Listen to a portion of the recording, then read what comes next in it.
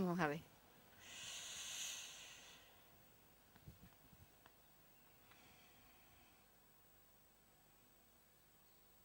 Vamos juntos, vamos a bajar al santuario hipogeo de San Felipe. Hipogeo porque está parcialmente, está excavado en la roca de Alcor. Para que nos situemos, este es el plano de Carmona, el tejido urbano de Carmona, pues en este punto rojo es donde se haya situado el solar.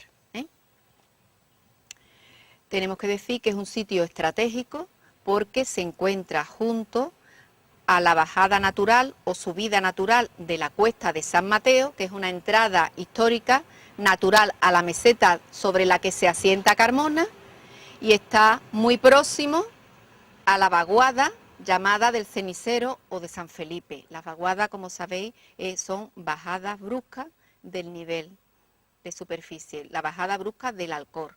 En Carmona hay varias vaguadas, la vaguada de la Plazuela del Lazo, del Albollón, la vaguada del Cenicero. Bueno, pues se halla estratégicamente situada junto a la cuesta, a la bajada natural de San Mateo y junto a la vaguada del Cenicero. Lo que hoy vemos aquí no se corresponde exactamente a la realidad geológica e histórica. Hoy el solar está muy adentro, en la meseta de Carmona, pero en la fecha en la que se construyó estaba el escarpe del Alcor mucho más cerca y estaba situado en una cuesta. ¿Por qué lo sabemos? Bueno, aparte de que se han hecho estudios geológicos, no sé si sabréis que hacia el año 99-2000, en una cometida de agua que se hizo para el Güesna, hubo una filtración de agua, entonces todas las casas de ahí arriba se rajaron, literalmente la fachada. ¿Por qué era? Porque se estaban asentadas en el mismo escarpe del Alcor. Entonces, al haber los cimientos está en zona de vaguada, zona rellena con escombros, pues no tenía la firmeza que se hubiesen estado excavados en la misma roca del Alcor. Entonces se rajaron literalmente. Bueno, pues lo que os decía, hoy está situado en un sitio hacia dentro de la meseta, pero en la época en la que fue construido estaba mucho más, estaba en una cuesta, que es lo que quiero que entendáis. Es una cuesta, entonces en una cuesta pues se le hizo una entrada, que ahora la veremos por aquí, una entrada desde la cuesta natural a esta cueva. Unas cuevas que decimos cueva, pero es un santuario hipogeo, como he dicho. Y ahora veremos a qué divinidad pensamos que está consagrada. Bueno, pues en este escarpe primero se hizo una tarea en una fecha indeterminada, más o menos pensamos que sería hacia el 2 antes de Cristo, pero eso queda todavía, no se ha precisado. Se hace una explanación de la ladera, una cuesta la nivela y la corta vertical. Se ha pensado que este corte vertical del Alcor está relacionado con acondicionar el frente como cantera. No es la primera vez que se acondiciona un frente como cantera y luego se construye. En Carmona hay casos, por ejemplo, la tumba de Servilia, que era un frente natural de cantera que luego se aprovecha y se hace una tumba monumental. Bueno, pues aquí probablemente este frente de cantera cortado a pico vertical, casi 5 metros, pues se sacan materiales constructivos seguramente y a su vez se excava y se perfora haciendo este santuario hipogeo. Bueno, otra cosa que quería aclarar, que ya eso ya he conocido, pero por si hay alguna duda se aclara, los arqueólogos no excavamos en el sitio que queremos, sino que el sitio viene condicionado por las necesidades constructivas de la ciudad. En este caso, ¿por qué se hizo? ¿Por qué se excavó aquí concretamente y no en esta casa de al lado o aquella de más abajo? ¿Por qué? Porque esta vivienda se vendió, estaba en malas condiciones y la obra que se iban a construir, los cimientos que se iban a construir, iban a dañar el sustrato arqueológico. Y en arqueología lo que no se registra se pierde. ¿Qué es lo que se hizo? Pues se trazó una cuadrícula y se comenzó la excavación. Como otra cualquiera. No, en principio no se sabe, se puede saber estimativamente lo que en cada zona puede aparecer. Otra cosa es lo que aparece. Aquí se estimaba que el Alcor apareciera a 1,5 metros de la superficie y se avanzó 5 metros y no se encontró hasta que se llegó a la roca. Bueno, al principio, bueno, la excavación se hizo hacia el año 1998, estos son los primeros, una vez que se trazó la cuadrícula en el suelo, que se hace de forma aleatoria, nosotros no tenemos ningún aparato que nos diga aquí hay cosa, aquí no, sino simplemente el trazado inicial de la cuadrícula se movió porque un pozo de agua obstaculizaba el trazado de la misma, ¿eh?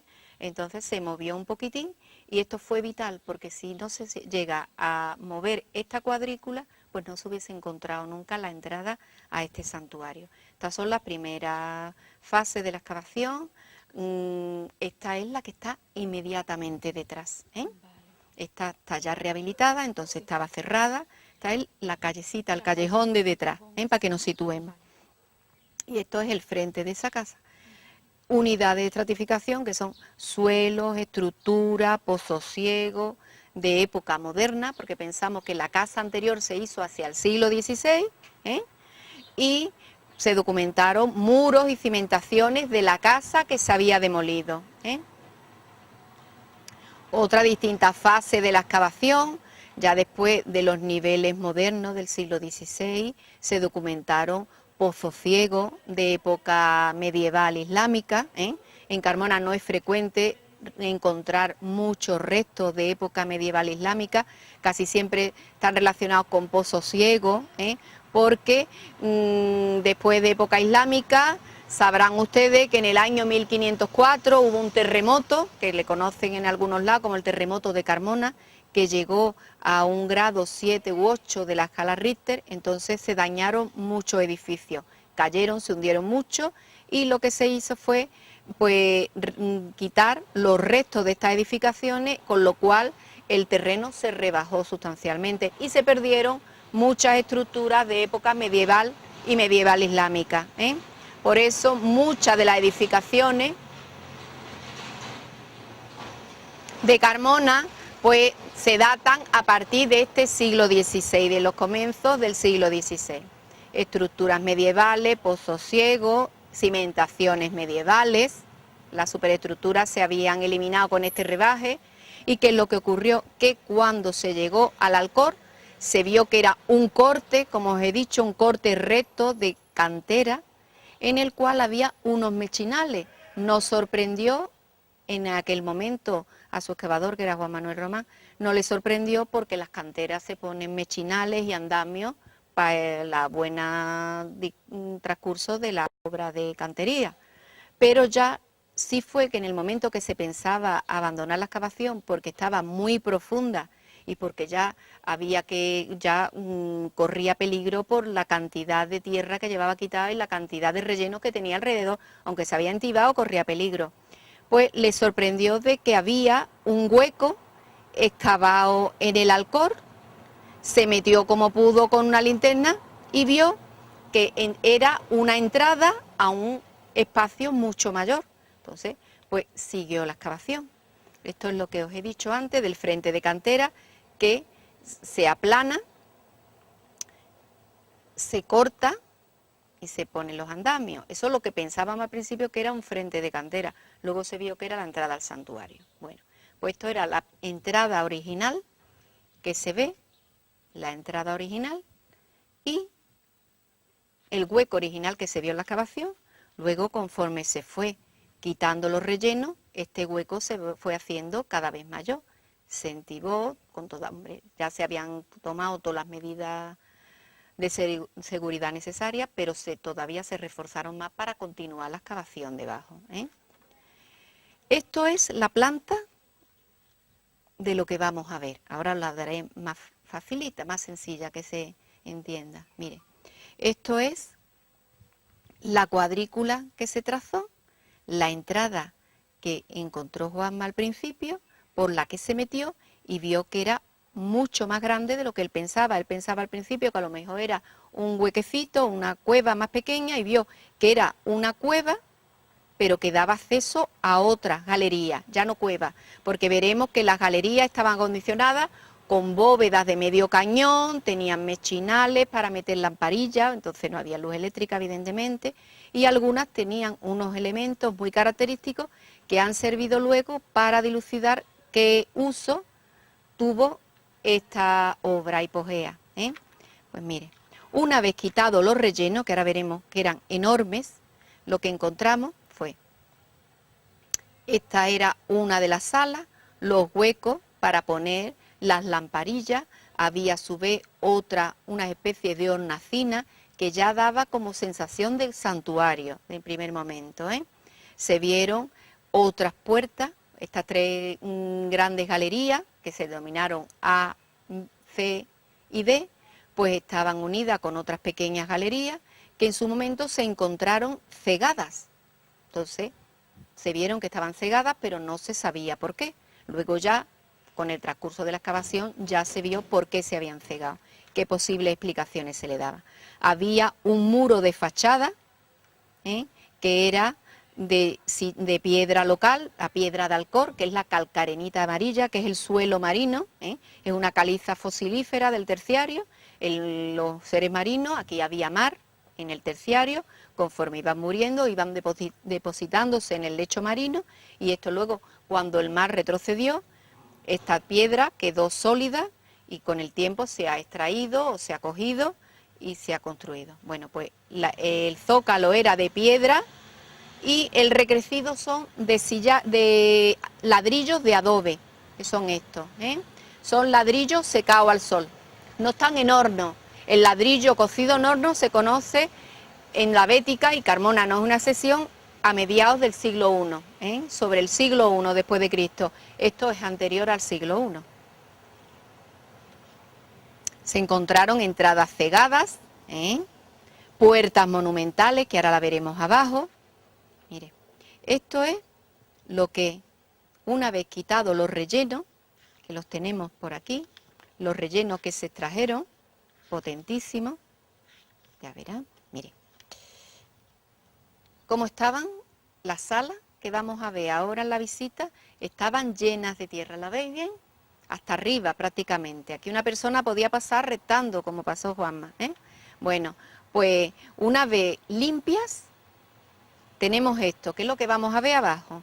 Tenemos las tres salas grandes, que es la A, la C y la D.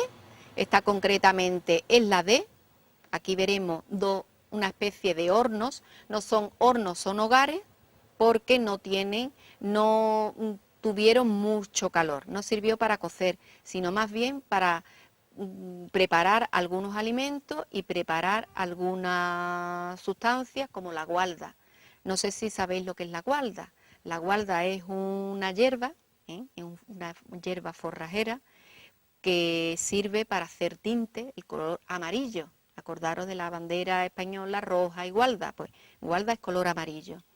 Pues tiene también, aparte de ser colorante, que es una sustancia, los tintes se asocian en la antigüedad mucho con los santuarios, tiene la capacidad de ser una planta antiinflamatoria y es muy efectiva contra la picadura de alacrán, que es el escorpión común. Bueno, ¿por qué digo esto? Porque hubo unas divinidades que se encontraron abandonadas en el momento de dejar abandonado este santuario, que está relacionado con este dios que protege contra las picaduras. Entonces ahí pues es interesante porque se ha visto cómo las dos ideas van de la mano, el dios africano contra las picaduras y el hecho de tener una hierba en el santuario de que curaba contra las picaduras, Bueno, pues está la sala D, que hay 2 hornos en el suelo, 2 hogares. No es extraño porque también en el mundo religioso antiguo, en el mundo indoeuropeo, había 2 hogares, uno para hacer ofrendas materiales y otro para hacer libaciones, podía estar relacionado. Había una hornacina, que podía a lo mejor destinarse a una divinidad, había como una especie de altar de ofrendas.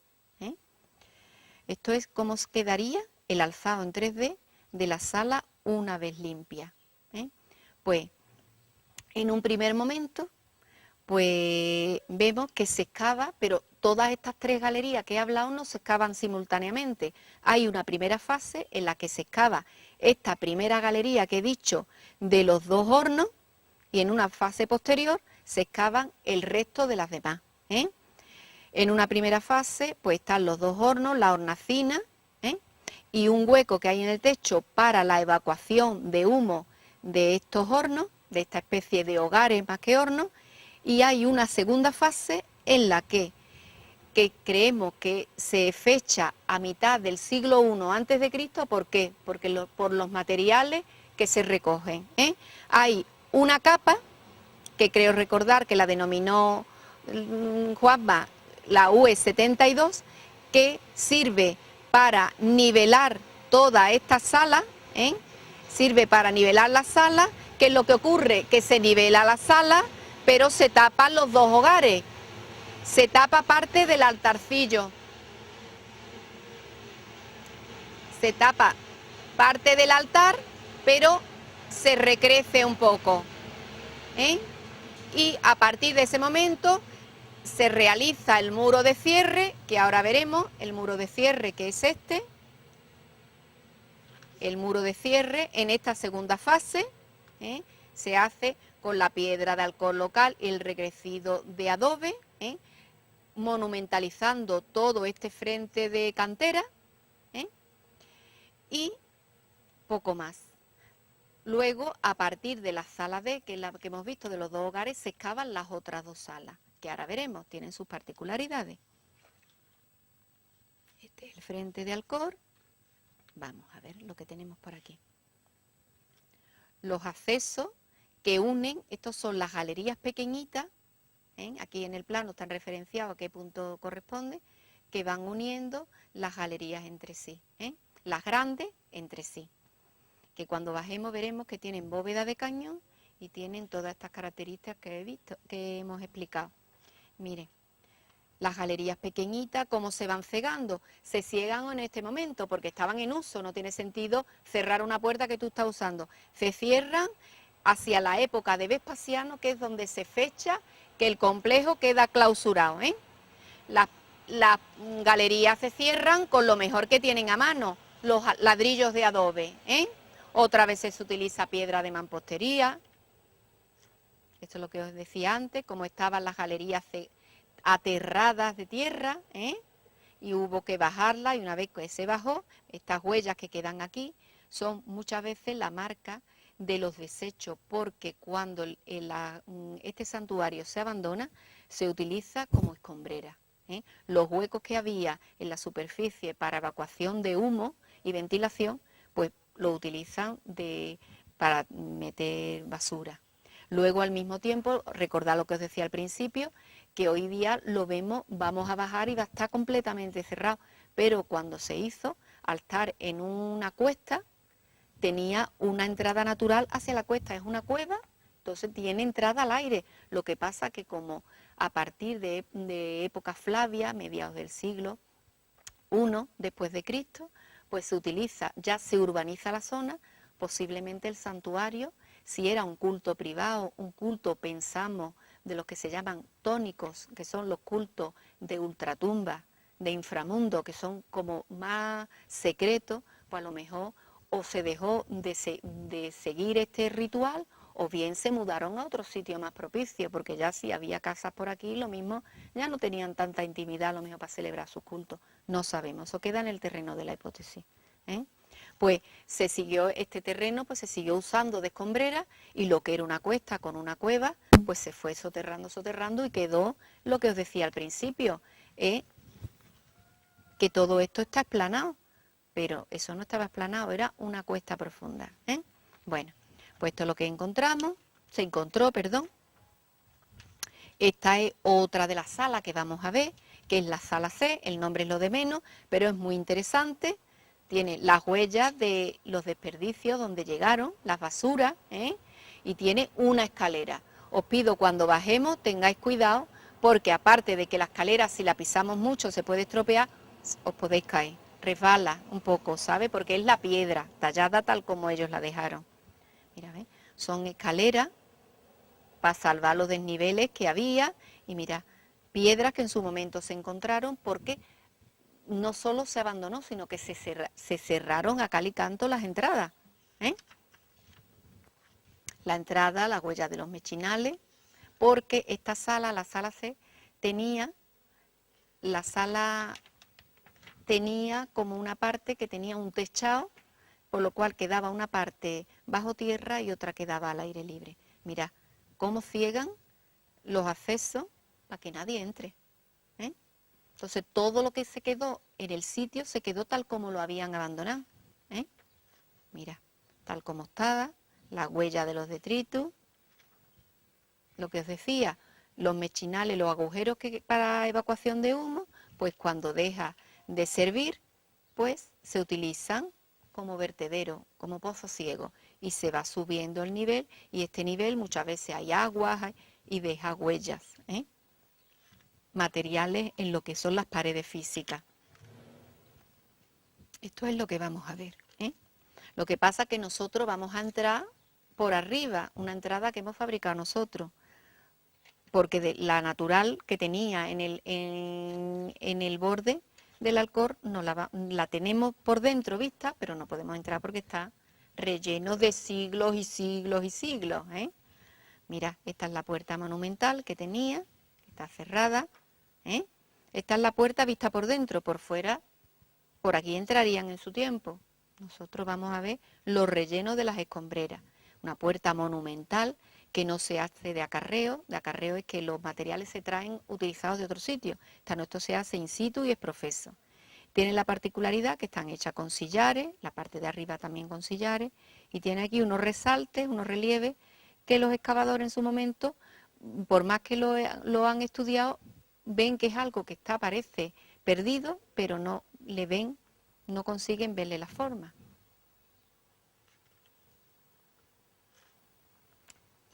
La puerta, que os he dicho, los escombros y este es el resalte que ahora con linterna vamos a ver. Mira, esto es la escombrera, aquí quedaría al aire libre los escombros, y las tres salas, la A, la C y la D, recordad que es la que tenía los hogares en el suelo, y la C es la que tiene la escalerita. En la A tiene la particularidad, aparte son todas muy interesantes, de que tiene en la pared unos agujeros horizontales, todos paralelos, porque se piensa que estaba revestida con tabla, a lo mejor para mitigar los efectos de la humedad. Bueno, pues, ¿qué tenemos en la sala D? Aparte de lo que hemos visto de las hornacinas, se encontraron en el momento de la excavación muchos restos de animales. Había de perro en la hornacina, hasta 5 perros, uno de talla pequeña, otros más grandes. Por los estudios que se le hicieron a los huesos, pues se han visto que eran hembras, probablemente con sus crías. Hay deidades, divinidades de origen oriental, y que exigían un tributo de perros. Ya entramos en el tema de los cultos tónicos, los cultos de ultratumba, del inframundo, que ofrecen sacrificios de animales, entre ellos perros. Hay en la religión romana, por ejemplo, Róvigo, que es una divinidad tónica, o tonia, que también se llama, a la que se ofrecían perros rojos. Bueno, pues entre otras cosas tenemos estos restos de animales, hay también de tordos, mirlos, otra serie de animales, conejos, conejitos, se piensan a lo mejor crías, pues sacrificados. Junto a eso, en la sala de las dos hogares, la sala D, pues se encontró un suido, un cerdito pequeño, sin consumir, en conexión anatómica. Si tú un animal lo comes, pues lo despiezas. Estaba completamente entero, los huesos, pero no se había consumido, se había ofrendado, pero no se había consumido. Los hornacinas, donde estaban los animales estos dispuestos. Los hogares, mira, abajo lo vais a ver, pero este es uno que tiene la parrilla radial, están excavados en el nivel del Alcor, revestidos sus paredes con una gruesa capa de barro y como está, el aspecto que tiene es que sirvió durante mucho tiempo, se encendió muchas veces. ¿Por qué? Porque el barro cuando se le aplica calor se endurece. Aquí está la sala D con la situación de este horno, de este hogar, donde se quemó, entre otras cosas, la gualda que os he dicho. Aquí está el otro hogar que tenía la sala, que está aquí, que este tiene forma de horno, con un machón central, una entrada para alimentar. Esto sería la parte baja, que estaba soterrado sobre la tierra, y luego estaba la parrilla sobre la que se asentaban las ofrendas y las cosas que hubiese que ofrendar. En estos hornos también tengo que decir que aparecieron cuencos enteros, cuencos apilados como escondidos. Seguramente era donde se hacían las libaciones y las ofrendas que hemos dicho de los cultos estos indoeuropeos. Este era el cerdito que os he dicho en conexión anatómica que se abandonó junto a este horno, a este hogar, sin consumir. Miren, está perfectamente tal como se depositó. ¿La veis? Las costillitas, las patas, las patitas delanteras, la cabecita. Esto, el recoger los huesos no es simplemente anecdótico, aparte de que ha venido muy bien para saber qué se consumió, también se hacen estudios para saber qué razas concretamente en un periodo concreto, en este caso hacia el siglo I después de Cristo, pues qué razas había a lo mejor de cerdo común en Carmona, si era común, si era traído del bosque y era salvaje, en fin, para reconstruir toda la fauna. Y como veremos también se recogieron las esporas de los vegetales, como era de Gualda, para saber qué flora y que existía en ese momento en Carmona. Se puede ver por todos los estudios de pólenes que hay, toda la evolución de la flora y de la fauna, en este caso la recogida de huesos en Carmona.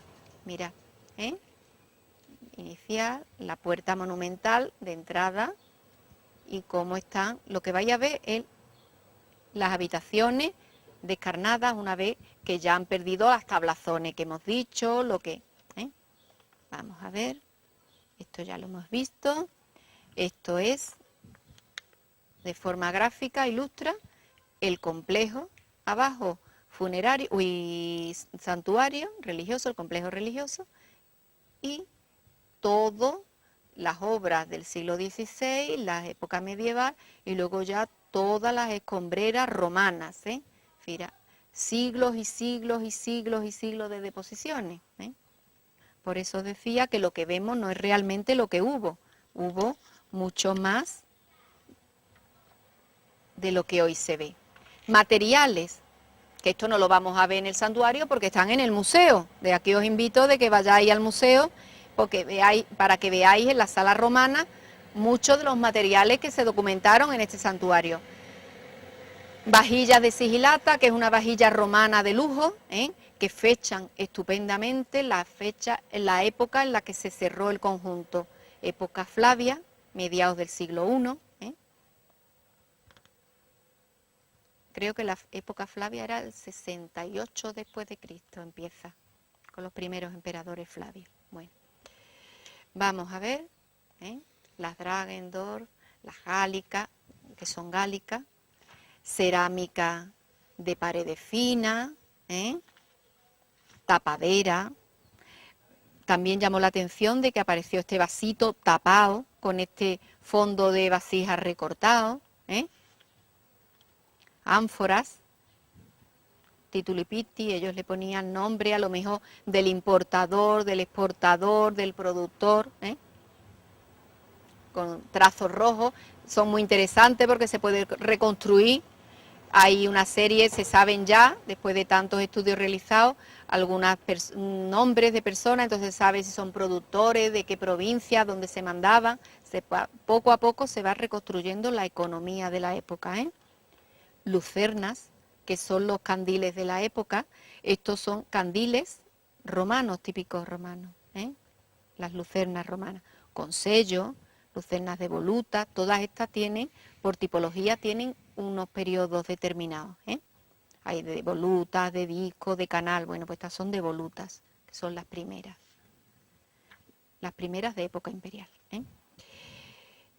Fragmentos de vidrio, esto que parecen flautas, que no son flautas, son bisagras de cajitas que se encontraron. Lo que pasa es que las cajitas, al ser de madera, se han perdido, que lo que ocurre que el hueso sí se ha conservado, son bisagras, ¿eh?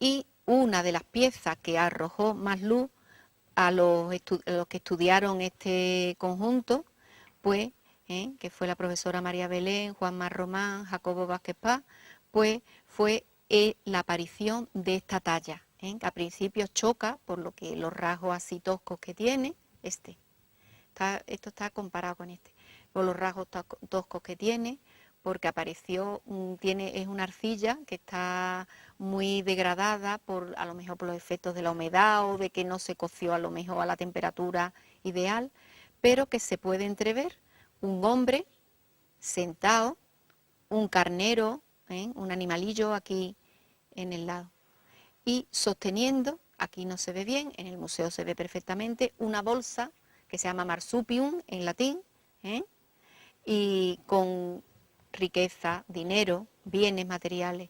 Se cree, se piensa, los miles de estudios que tiene el mercurio, pues es un dios que aparte de ser mensajero de los dioses, protege a los rebaños, protege a los caminantes, En su faceta de mercurio hay dos mercurios que luego a posteriori se unifican su concepto. Uno es africano, que era el protector contra las picaduras de los escorpiones, Este dios africano pues se le representa muchas veces con un anillo, Nezen, en la nariz, si os fijáis en el museo, tienen las fosas nasales, a lo mejor estaba preparada para recibir ese anillo, Nezen.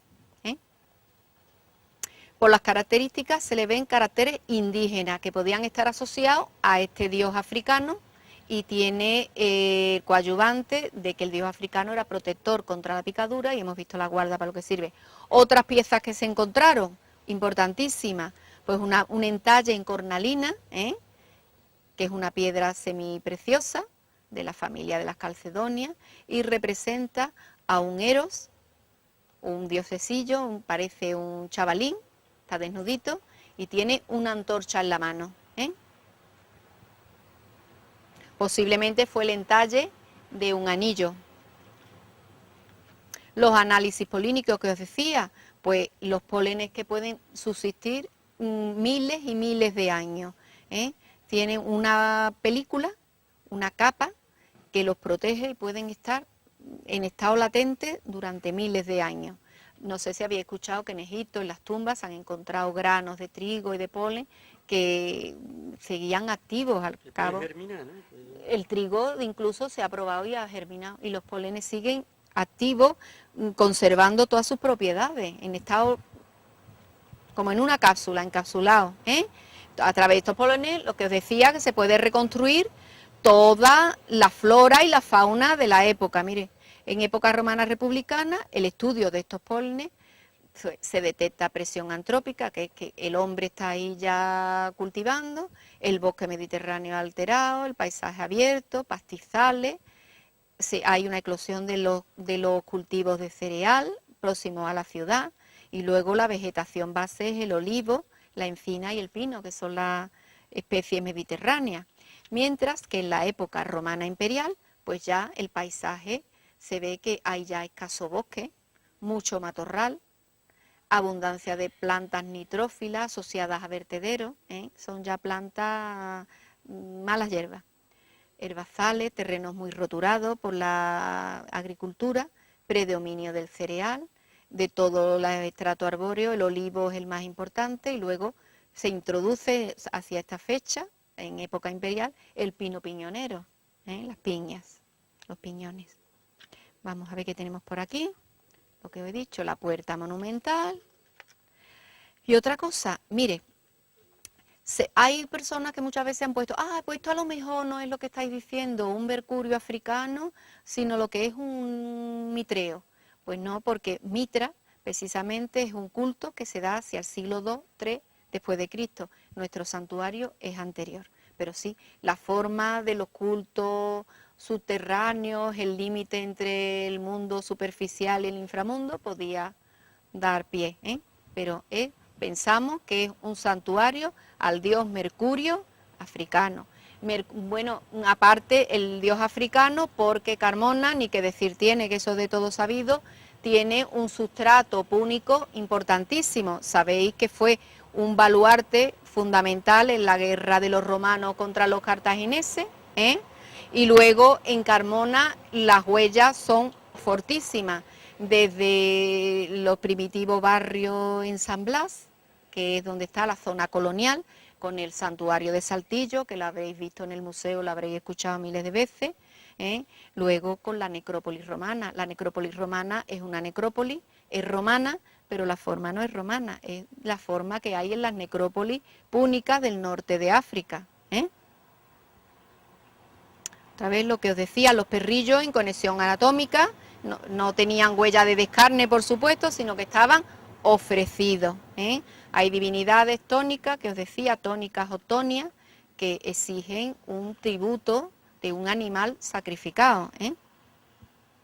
Y todo el mundo oriental, otra vez el mercurio, el carnerillo, la bolsa o marsupium, en la cabeza se ve como una especie de protuberancia, que son las alitas, que el mercurio, que ahora veremos, el mercurio romano, es así, pero claro, aquí esto es en Roma.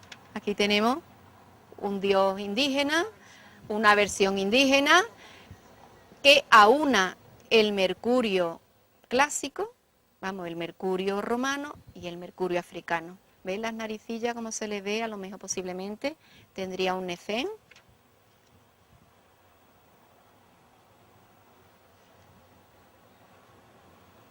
Otro figura, ¿ves? Las terracotas ibicencas, que son púnicas. Y otros asimilan también este mercurio a las carmos, a los carmos, el dios Mercurio, ve las alillas que tiene aquí. Y otros, sin embargo, en otras emisiones monetales, pues asocian a la diosa Timnit, púnica, en las monedas de época republicana de Carmo, con el logotipo, entre comillas, de la espiga, que es la riqueza fundamental, junto al olivo, que tenía Carmona en época romana. Bueno, pues espero, ahora vamos a ver en la parte de abajo ya lo que es el santuario. Espero que ahora lo que veáis, cuando veáis los hornos, recordéis para lo que servían, cuando veamos las hornacinas, nos imaginemos los animalillos, las ofrendas, y veamos, seamos capaces de identificar la sala por las pistas que os he dado. Y ahora vamos a bajar. Lo que, por el bien del monumento, pues no entraremos todos a la vez. Como el Alcor son rocas sedimentarias, como son fósiles marinos que han ido muriendo, se ven los estratos, donde las capas de deposición, y otras veces las huellas son exteriores, porque es la huella donde ha llegado las basuras que hemos visto ahí en la foto. Es que estaba colmatado de tierra hasta aquí, que estaba hasta aquí prácticamente. Entonces, lo que estaba sin colmatado. Esto es el Alcor. Claro. Esta es la piedra de Alcor. Estamos en un suelo rebajado, y la bóveda de cañón, como decía, de medio cañón.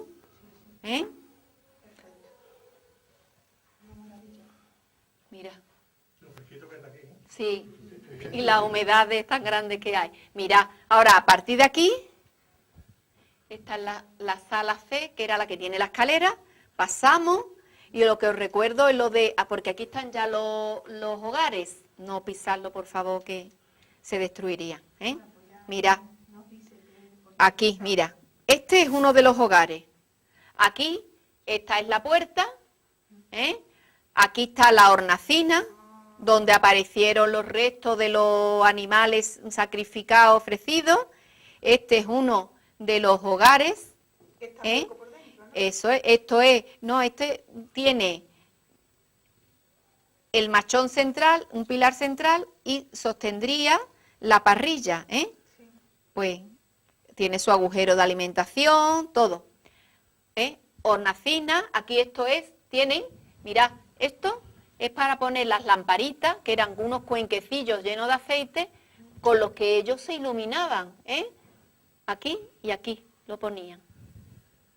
La hornacina, uno de los hogares que decían que se ponían en conexión con los cultos indoeuropeos, unos hogares para libaciones, otros para ofrendas, más hornacina. Aquí hay otra enorme, que ahora la veremos, tened cuidado por el suelo, alumbrada que era aquí, mira, aquí está el otro horno. No, eso no, porque es de barro, otra hornacina, mirad, esta es la que se pone en conexión donde estaría el dios al que se estaban haciendo estos cultos, y que tiene, dice que como huellas de haber tenido como una especie de altar adosado. Y este es el otro hogar, fijaros qué particulares, tiene como una parrilla radial, aquí el agujero de alimentación donde se meterían las brasas y el combustible, y donde se hacían las ofrendas estas y las libaciones. En ellos es donde se encontró la gualda, los restos del suido, del cochinito que estaba sin consumir, restos de muchos animales en conexión anatómica, una vez que se abandonó. ¿La guarda es una planta concreta o se refiere al color solamente? No, la gualda es una planta forrajera, sí, que se utiliza, entre otras cosas, para obtener color amarillo. Sí, sí, sí. Y también se utiliza como planta antiinflamatoria para las picaduras de los alacranes. Sí, sí.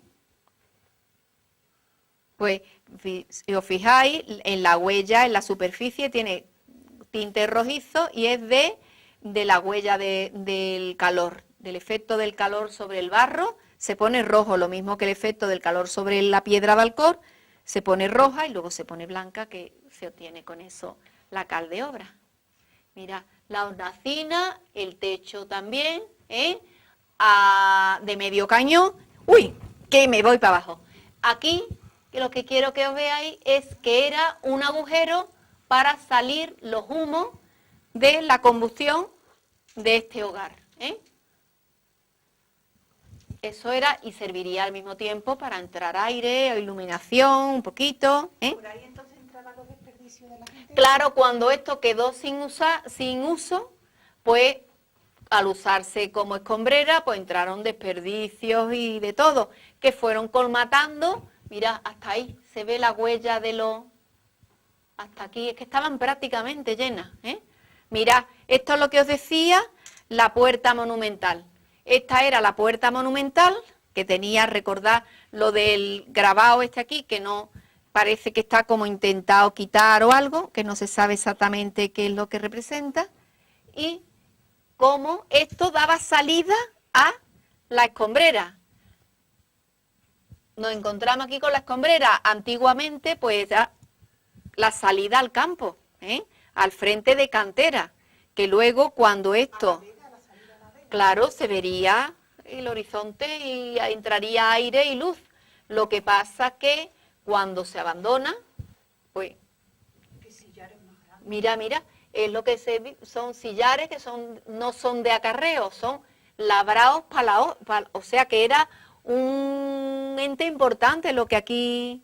Lo que pasa que probablemente, o bien por cuando hay una expansión de la ciudad o algo, ya como la privacidad a lo mejor no estaba de todo garantizada y probablemente se mudan, o hay un cambio de política, no, o de, yo qué sé, o los fieles a otra deidad o a otro sitio, no sabemos, ya eso queda en el terreno, pero que sí que hay muchos indicios que hablan, lo de la gualda, lo de la escultura que os enseñé, que hablan de que esto no es una casa, que esto es algo que se escapa a lo material, es algo como dicen, un ritual y una frontera entre lo externo, lo interno, el inframundo, el supramundo, lo que se quiera decir.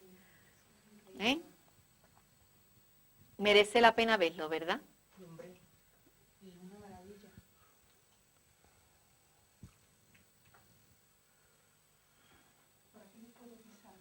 Sí. continuadamente pues produce esa coloración en el alcor. ¿Eh? Sí, este color que se ve ahí en el fondo rojito, ¿verdad? Sí, sí, y en las paredes, ¿ves? Mira, en las Eso paredes entonces es barro, ¿no? es Pegado. barro pegado y que se endurece. En principio, no porque, mira, para que sea aljibe tiene que tener un recubrimiento que impermeabilice las paredes y aquí no se ve recubrimiento. El alcor es poroso, tú aquí tiras un cubo de agua y se filtra, se filtra. Pues el techo así de bóveda es increíble. Sí, está muy bien labrado, está muy bien labrado. Estamos hablando de 2 siglos, ¿no? Y pico. A mediados del 1 es cuando se remodela esta sala, que en la fase, ¿os acordáis? Que era que tiraban una capa de tierra que colmataban los 2 hogares, ya quedan sin servir. Esto se reforma, se hace la puerta monumental, se hace el muro de fachada, se hace bonito, se corta el frente de cantera bien y se hace más monumental. Y a partir de esta sala, que es la D, que es la primera, de la primera fase, pues se hacen las otras salas. ¿Eh?